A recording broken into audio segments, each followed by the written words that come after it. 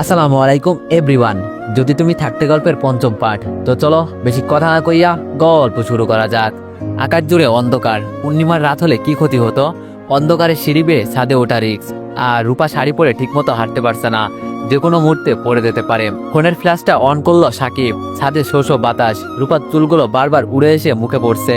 সাকিব হেসে বলল, চুলগুলো এভাবে না কেটে একদম ছেলেদের মতো কাটলেই তো পারতে। রূপা বলল, কাটবো ছেলেদের মতো করে। সাকিব বলল, তুমি যদি আর কখনো চুল কাটো, আমি তোমার সাথে কথাই বলবো না। রূপা হেসে বলল, আচ্ছা কাটবো না। এই পর্যায়ে মুখ ভার করে রূপা বলল, শাড়িতে আমায় কেমন লাগে তা তো বললেন না। সাকিব দুষ্টামির ছলে গান ধরে বলল, সব কথা বলে না হৃদয়, কিছু কথা বুঝে নিতে হয়। আহা করে হেসে ওঠে রূপা। রূপা বলল, এই কণ্ঠে গান করো না, লোকজন মনে করবে ছাদে কুকুরে ঘেউ ঘেউ করছে। সাকিব বলল, এই তুমি কি মনে করেছো আমি গান করতে পারি না? আমার কণ্ঠ অত খারাপ না, অনেক পুরস্কার পেয়েছি গান করে। রূপা বলল, আপনি তো ঠিকভাবে কথাই বলতে পারেন না, আবার গান? হেসে দিয়ে সাকিব বলল, আমাকে খেপাতে চাচ্ছ তাই না? অত সহজ না, আর আমি তোমার মতো অপ্রয়োজনে কথা বলি না। কিছুক্ষণ চুপ থেকে রূপা বলল, আচ্ছা আমায় ছাদে আসতে বললে কেন? থমথম খেয়ে যায় সাকিব। এই প্রশ্নের ফেস করার জন্য বোধহয় প্রস্তুত ছিল না। এর যুক্তিসঙ্গত কোনো উত্তর নেই। রূপার সাথে সময় কাটাতে ভালোই লাগে সাকিবের। সাকিবকে নিরুত্তর দেখে রূপা বলল, কি হলো, চুপ মেরে গেলেন কেন? সাকিব বলল, তুমি আমায় ওই দিন রাতে ঘুম থেকে তুলে ছাদে নিয়ে আসলে কেন? রূপা বলল, আমার তো মাথায় সমস্যা, তাই যা ইচ্ছা করি। আপনারও কি মাথায় সমস্যা আছে? সাকিব একটু রেগে বলল, আচ্ছা তোমার ভালো না লাগলে ছাদ থেকে চলে যাও। রূপা বলল, মেয়ে মানুষের মতো কথায় কথায় রাগ করেন কেন? আমার তো আপনার সাথে থাকতে ভালোই লাগে, যাবো কেন ছাদ থেকে? সাকিব বলল, তো এত কথা বলো কেন? রূপা বলল, কবেই কম কথা বলেছি? হতাশ হয়ে যায় সাকিব। মেয়ে মানুষের সাথে তর্ক করে পারা এত সহজ কি? মুচকে হাসে সাকিব। রূপা আজ বেশ স্বাভাবিকভাবে কথা বলছে। সাকিব কিছুক্ষণ রূপার দিকে তাকিয়ে থেকে বলল, তোমার বাবা মা কি ছোটবেলা থেকেই তোমায় এমন করে মারে? বরাবরের মতো মুখ ফ্যাকাশে হয়ে যায় রূপার। রূপা বোধহয় এইসব প্রশ্নের উত্তর দিতে ইচ্ছুক না। রূপা বলল, এইসব কথা না বললে হয় না? সাকিব বলল, রূপা আমি তো তোমার বন্ধুর মতো, আমার কাছে এইসব বললে সমস্যা কি? রূপা বলল, বন্ধুকে তো মানুষ তুই করে বলে, আমি কি আপনাই তুই করে বলি না, তাই সমস্যা? কেমন বাচ্চাদের মতো লজিক দেখালো রূপা। মনে মনে হাসছে সাকিব। রূপার ফুরফুরে মুডটা নষ্ট না করাই ভালো। সাকিব বলল, আচ্ছা সরি, এসব জিজ্ঞেস করব না, তবে আমার একটা কথা জিজ্ঞেস করব। রূপা বলল, কি? সাকিব বলল, তোমার লেখাপড়া, ফ্যামিলি, অতীত? চোখ ছলছল করে উঠল রূপার। চাপা কণ্ঠে বলল, ঘুরিয়ে ফিরিয়ে কথা তো একই হলো। আচ্ছা এইসব বিষয় জানা কি খুব জরুরি? আমি একটা মানুষ, সেই হিসাবে কি আমার সাথে কথা বলা যায় না? ধরে নেন আমার লেখাপড়া, ফ্যামিলি, অতীত কিছুই নেই। খুব সিরিয়াস ভাবে কথাগুলো বলছে রূপা। এর আগে কখনো এইভাবে কথা বলেনি রূপা। সাকিব বুঝতে পারছে না রূপার সমস্যা কোথায়। হয়তো এটা রূপার দুর্বল পয়েন্ট। রূপা এটা নিয়ে কথা বলতে ইচ্ছুক নয়, কিন্তু কেন এমনটা? রূপা আকাশের দিকে জোরে জোরে শ্বাস ফেলছে, দুই হাতে মাথা চেপে রেখেছে, চোখ দিয়ে গড়িয়ে পানি পড়ছে। ভাবনার জগতে ছিল সাকিব, এতক্ষণ রূপার দিকে খেয়াল করেনি। রূপার এমন অবস্থা দেখে আঁতকে ওঠে সাকিব। ওয়ানেক্সের সবচেয়ে বিশ্বস্ত বুকমেকার, যা পিএইচডি এবং সিরিয়া অ্যাপের অফিসিয়াল পার্টনার। এই অ্যাপসে আপনি cricket, football, tennis live match দেখতে এবং তাদের স্কোর ভবিষ্যৎবাণী করে সহজেই অর্থ উপার্জন করতে পারবেন। সেই সাথে বিএমডব্লিউ গাড়ি, আইফোন, ল্যাপটপ এবং আরো অনেক নগদ পুরস্কার জেতারও সুযোগ রয়েছে। এই অ্যাপটিতে আপনি class, crystal, under and over 21 ইত্যাদি গেম খেলে সহজেই আয় করতে পারবেন। আপনি বিকাশ, নগদ, রকেট ব্যাংক, ক্রিপ্টো, পেপল এবং অন্যান্য সহজ পদ্ধতির মাধ্যমে সহজেই আপনার জেতা টাকা তুলতে পারবেন। এখানে আপনি 24 ঘন্টায় 7 দিন গ্রাহক সহায়তা পাবেন। তাই এখনই পিন কমেন্টের লিঙ্ক ব্যবহার করে রেজিস্ট্রেশন করুন, অথবা গুগলে 1x সার্চ লিখে রেজিস্ট্রেশন করুন। আর হ্যাঁ, রেজিস্ট্রেশনের সময় আমার প্রোমো কোড VODO7 ব্যবহার করে প্রথমবার ডিপোজিটে 20,000 টাকা পর্যন্ত পান। সাকিব বলল, রূপা এমন করছো কেন? সরি, আর কখনো জিজ্ঞেস করবো না, আমি ভয় পাচ্ছি। কিন্তু রূপা স্বাভাবিক হও। মাথা ব্যথা করে এক নাগাড়ে প্রশ্ন করেই যাচ্ছে সাকিব। রূপার কাছ থেকে কোনো উত্তর পাচ্ছে না। রূপার কান্না ক্রমশ বাড়তেই লাগলো। জোরে জোরে শ্বাস নিচ্ছে। বোধহয় রূপার শ্বাসকষ্ট হচ্ছে। রূপাকে এইসব প্রশ্ন করার দরকার কি ছিল? মেয়েটা এমনিতে তো একটু অন্যরকম। নিজের বোকামির জন্য নিজের উপর রাগ হচ্ছে সাকিবের। সাকিব রূপার কাঁধে হাত রেখে বলল, কি হলো রূপা, কথা বলছো না কেন? শরীর খারাপ লাগে তোমার? চলো বাসায় দিয়ে আসি। রূপার কাঁধে হাত রাখতেই রূপা সাকিবের উপর ঢলে পড়ে। বুকের ভিতর মোচড় দিয়ে উঠলো সাকিবের, ঘামতে শুরু করলো। হঠাৎ এমন কেন হলো? রূপা সেন্সলেস কেন হলো? সাকিব রূপাকে পাজা কোলে নিয়ে আস্তে আস্তে সিঁড়ি বেয়ে নামছে। রূপার হুঁশ ফিরবে কিভাবে? ওকে কি ডাক্তারের কাছে নিয়ে যেতে হবে? সাকিব কিছুই ভেবে পাচ্ছে না। ছাদ থেকে নেমে আবার চিন্তায় পড়ে গেল।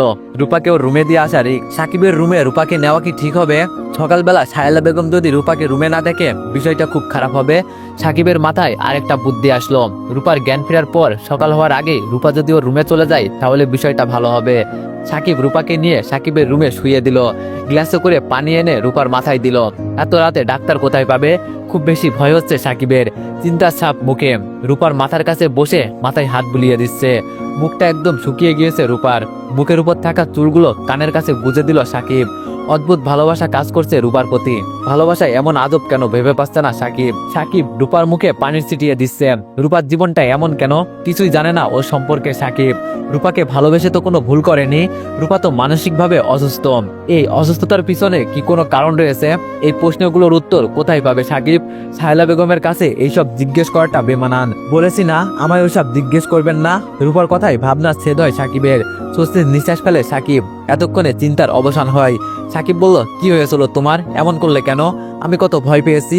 শোয়া থেকে উঠে সাকিবকে ঝাপটে জড়িয়ে ধরে রূপা। সাকিবের বুকে কিছুক্ষণ চুপচাপ থেকে রূপা বলল, কোনো কিছু নিয়ে ভাবলে এমন হয় আমার। ভয় পেয়েছেন?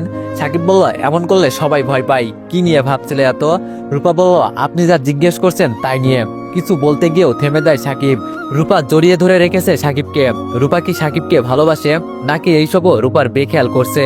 মাথায় অনেক প্রশ্ন ঘুরপাক খাচ্ছে সাকিবের। সাকিবও রূপাকে বুকের মাঝে আগলে রেখেছে। এর থেকে শান্তি বুঝি পৃথিবীতে হয় না? চুপ করে আছে দুইজন। এই নীরবতারও বোধহয় ভাষা আছে। এই নীরবতায় মুখে কথা হয় না, কথা হয় অন্তরে অন্তরে। নীরবতা ভেঙে রূপা বলল, আপনার বুকে অনেক শান্তি। সাকিব বলল, সারা জীবন থাকবে আমার বুকে।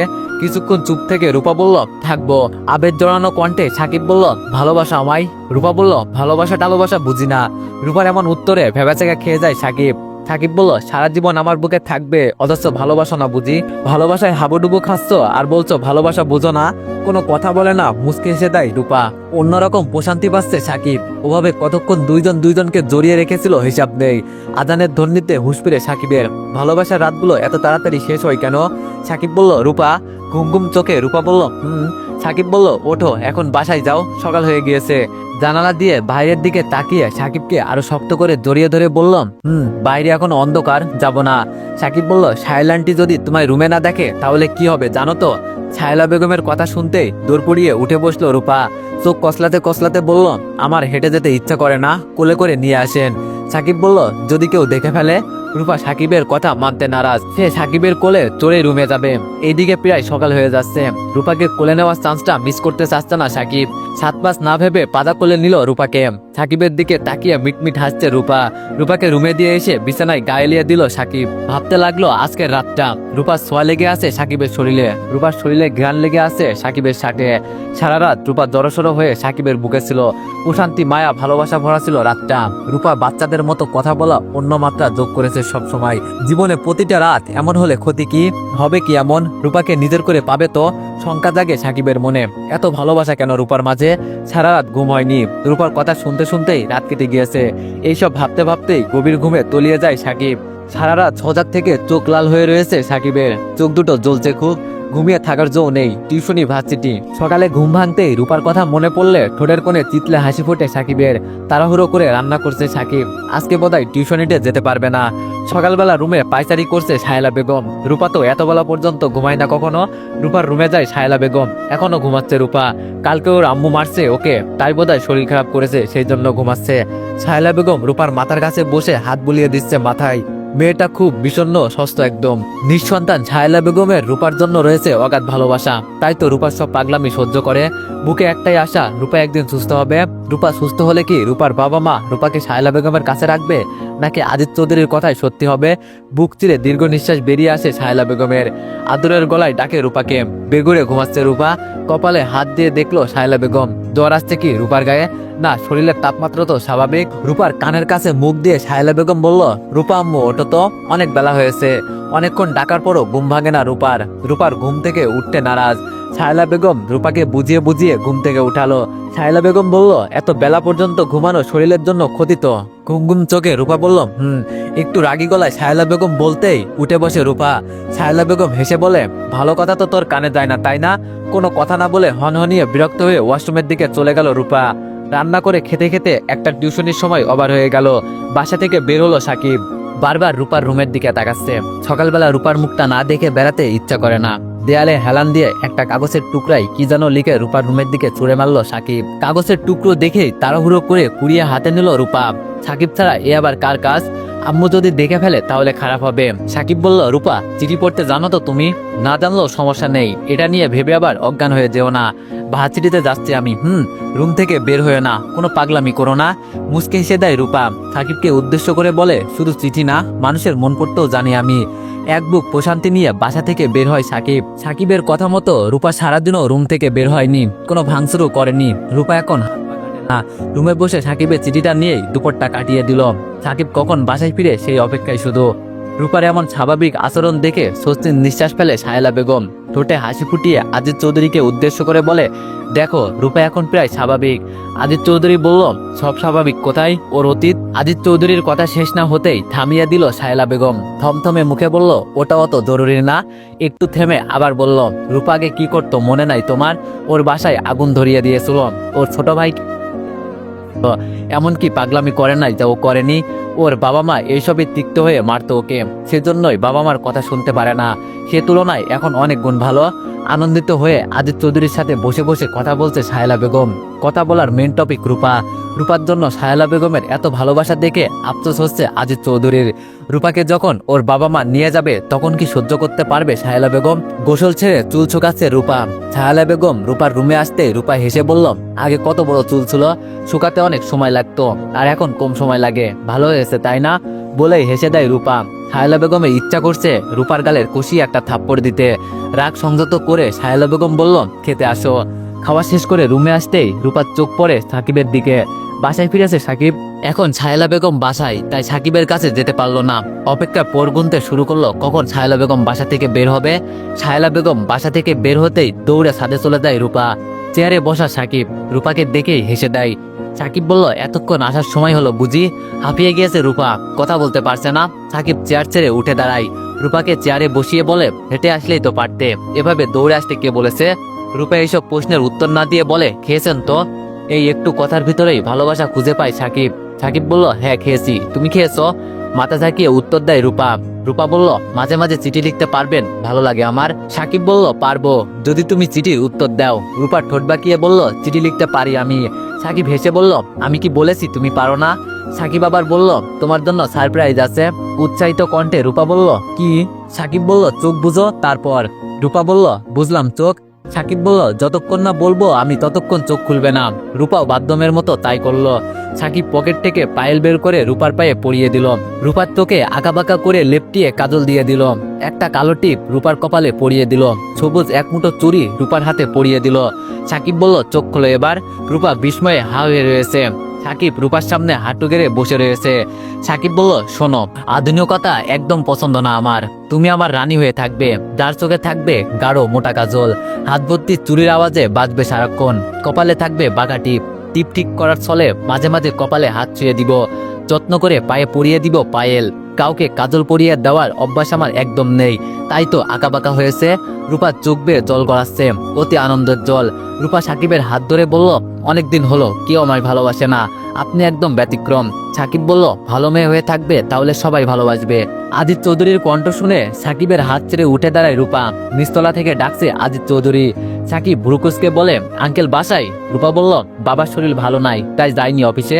বাবা বাসায় থাকলে ভয় হয় না, কারণ সে সারাক্ষণ রুমে বসে বই নিয়ে থাকে, দুনিয়ার অন্য কোনো বিষয়ে তার খেয়াল নেই। এই বলে দূরত্ব পায়ে চলে গেল রূপা। আজিজ চৌধুরী তো কখনো ডাকে না এই সময়, আজ কেন ডাকছে? সাকিব হতাশ ভঙ্গিতে চেয়ারে বসে রইল। এমন সময় কেউ ডিস্টার্ব করে? হায় অদৃষ্ট। একটু পরে মুখে একরাশ বিরক্তি নিয়ে আসলো রূপা। সাকিব বলল, কি হলো, রাগে গজগজ করছো কেন? রূপা বলল, মেজাজ খারাপ হচ্ছে। সাকিব বলল, কেন কেন? রূপা বলল, আরে আমি চিনি না জানি না কোথা থেকে কে জানি ফোনে আলাপ দেয়। সাকিব বলল, কে ফোন দিয়েছে? রূপা বলল, প্রণয় রায়।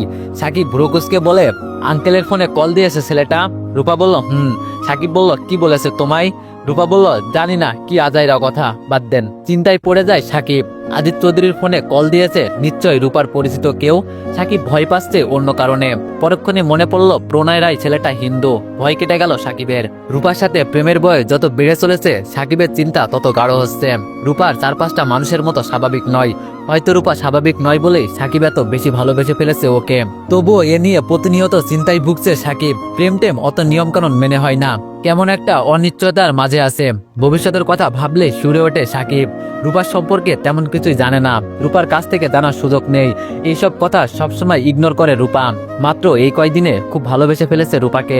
ভালোবাসা কেমন একটা অদ্ভুত ব্যাপার। দুপুরে ভার্সিটি থেকে বাসায় ফিরে বারান্দার দিকে তাকায় সাকিব। রূপা যে প্রতিদিন ওর অপেক্ষায় বারান্দায় দাঁড়িয়ে থাকে গেটের দিকে। সাকিবকে দেখলেই এক চিতলে হাসির চিহ্ন ফুটে ওঠে রূপার ঠোঁটের কোণে। আজ রূপা বারান্দায় দাঁড়িয়ে নেই। কিছুটা শূন্যতা অনুভব করছে সাকিব। হয়তো ঘুমাচ্ছে রূপা। বাসায় এসে কাঁধের ব্যাগটা রেখে তাড়াহুড়ো করে ছাদে যায় সাকিব রূপার খোঁজে।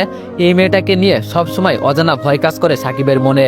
রূপাকে ছাদে না দেখে রূপার রুমের জানালা দিয়ে উকি দেয় সাকিব। রূপার রুমও নেই। মেজাজ খারাপ হচ্ছে সাকিবের। বিকাল পেরিয়ে সন্ধ্যা হয়ে গেল। সারা বিকাল ছাদে পায়তারা করছে সাকিব। রূপার কোনো খোঁজ নেই। এমন তো কখনো হয়নি। আজিত চৌধুরীর বাসায় যাবে কি একবার? না, বিষয়টা কেমন বেমানান লাগে। সংকিষ্ট মনে আজিত চৌধুরীর বাসার সামনে ঘুরঘুর করছে সাকিব। জানালার ফাঁক দিয়ে স্পষ্ট দেখা যাচ্ছে সোফায় বসে বসে চায়ের কাপ হাতে গল্প করছে আজিত চৌধুরী আর শায়লা বেগম। শায়লা বেগম নিঃসন্তান, তবুও দুইজন কত ভালোভাবে পথ চলছে। হঠাৎ আজিত চৌধুরী বাসার ভিতর থেকে মোটা কণ্ঠে সাকিবকে ডাক দেয়। সাকিব যথারীত ঘাবড়ে যায়। অপ্রস্তুত বোধ করে উত্তর দেয়, জি আঙ্কেল। আজিত চৌধুরী বলল, ওখানে কি করো? আসো আসো, বাসার ভিতরে আসো। সাকিবকে দেখে মিষ্টি হেসে শায়লা বেগম বলল, রূপাকে খুঁজছিলে বুঝি? সাকিবের উত্তরের অপেক্ষা না করেই শায়লা বেগম আবার বলল, বসো বসো, চা নিয়ে আসছি। সাকিব আজিত চৌধুরীর পাশে বসে। আজিত চৌধুরী বই হাতে বসে আছে। বইটা হাত থেকে রেখে সাকিবের দিকে মনোযোগ দেয়। আজিত চৌধুরী বলল, রূপাকে তোর বাবা মা আজ নিয়ে গেছে। যেতেই চাচ্ছিল না মেয়েটা। বুকের মাঝে ধক করে ওঠে সাকিবের। হতবাক হয়ে বলল, নিয়ে গেছে মানে? একবারে নিয়ে গেছে? যতটা সম্ভব নিজের হতভম্ব ভাবটা লুকিয়ে রেখে প্রশ্নগুলো করলো সাকিব। আজিত চৌধুরী বলল, না না, একেবারে নিয়ে যায়নি। ওর এক আত্মীয় মারা গেছে, তাই আর কি, দেখতে গেছে। স্বস্তির নিঃশ্বাস ফেললো সাকিব। রূপা কবে আসবে জানার জন্য মনটা ছটফট করছে। কিন্তু আজিত চৌধুরীকে এত প্রশ্ন করলে যদি সন্দেহ করে, নিজের ভাবমূর্তি রক্ষা করতে কোনো প্রশ্ন করলো না সাকিব। এর ভিতরে চা নিয়ে আসে শায়লা বেগম। চা খেতে খেতে খানিকক্ষণ গল্প করে তাদের সাথে। মানুষ দুইজন ফ্রেশ মাইন্ডের। এক পর্যায়ে সাকিব প্রসঙ্গক্রমে জিজ্ঞেস করে, রূপা আপনাদের সাথে থাকে কেন? আজিত চৌধুরী কিছু বলতে গেলেই থামিয়ে দিল শায়লা বেগম। শায়লা বেগম বলল, আমাদের তো সন্তান নেই, তাই রূপা আমাদের কাছে থাকে। কথা বাড়ায় না সাকিব। রুমে এসে সোজা হয়ে শুয়ে পড়ে। শরীর বেশ ক্লান্ত। রূপাকে ভীষণ মিস করছে। হঠাৎ ফোন বেজে ওঠে সাকিবের। উপাস থেকে বলে ওঠে, হ্যালো, সাকিব বলছেন, আমি রূপা। আমি বাসার সামনে, আম্মুকে বলবেন না, আপনি চুপি চুপি চলে আসেন। সাকিব কিছু বলার সুযোগ না দিয়ে লাইন কেটে দিল রূপা। সাকিব অবাক হয়ে যায়। রাত প্রায় 10টা বাজে। রূপা কোথা থেকে আসলো? আর রূপার কাছে তো কোনো ফোন নেই। ফোন দিল কিভাবে? হয়তো অন্য কারো ফোন দিয়ে কল দিয়েছে, কিন্তু ফোন নাম্বার পেল কোথায়? উদ্গ্রীব হয়ে বাসার সামনে গেল সাকিব। রূপা জড়সড় হয়ে দাঁড়িয়ে আছে। সাকিব বলল, এত রাতে কোথা থেকে আসলে? আর তোমার নাকি কোনো আত্মীয় মারা গেছে? ফোন পেলে কোথায়? আর ফোন নাম্বার পেলে কোথায়? আর এখানে দাঁড়িয়ে কেন? বাসার ভিতরে যাচ্ছ না কেন? অনার্গল ভাবে প্রশ্নগুলো করলো সাকিব। রূপা বলল, এতগুলো প্রশ্ন কোনটার উত্তর দিব বলো তো? সাকিব বলল, সবগুলোর উত্তর দাও তাড়াতাড়ি। আর জানো, তোমায় না দেখে আমার কত টেনশন হচ্ছিল। রূপা বলল, আমার আম্মু এসে জোর করে নিয়ে গেছে। এক আত্মীয় মারা গেছে নাকি।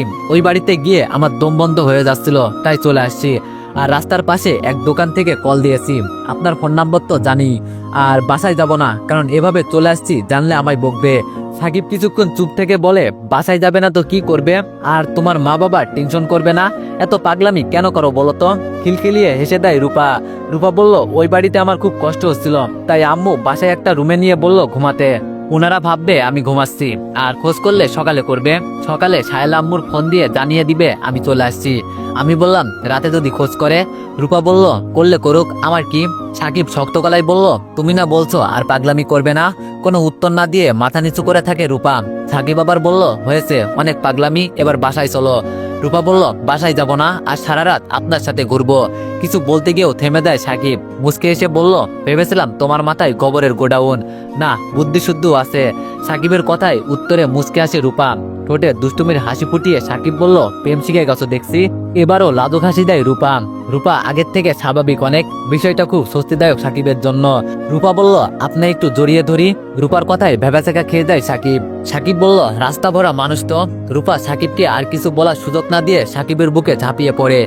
সাকিবের অদ্ভুত প্রশান্তি অনুভব করলেও অস্বস্তি বোধ করে। চারিদিকে মানুষ, অথচ এই ব্যাপারে রূপার বিন্দুমাত্র ভূক্ষেপ নেই। রূপাটা এমন কেন? হাঁটতে হাঁটতে একটা নিরিবিলি জায়গায় এসে পড়ল। রূপার সাথে এভাবে সময় কাটানোর অদ্ভুত অনুভূতি প্রকাশ করার উপায় সাকিবের জানা নেই। জ্যোৎস্না রাত, চারিদিকে আলো ছড়িয়ে পড়েছে, থমথমে পরিবেশ। সাকিব আর রূপা একটা বেঞ্চে বসলো। সাকিব বলল, রূপা সত্যি আর সারা রাত বাসায় যাবে না? রূপা জোর গলায় বলল, না যাব না। রূপা খানিকটা কাছে গিয়ে সাকিব বলল, ভালোবাসো আমায়? রূপা কাঁপা কাঁপা গলায় বলল, হ্যাঁ। কথা বলতে বলতে সাকিবের কাঁধের উপর ঘুমিয়ে গেল রূপা। এত সুন্দর করে কথা বলতে পারে রূপা। সাকিব যেন মুগ্ধ হয়ে গেল।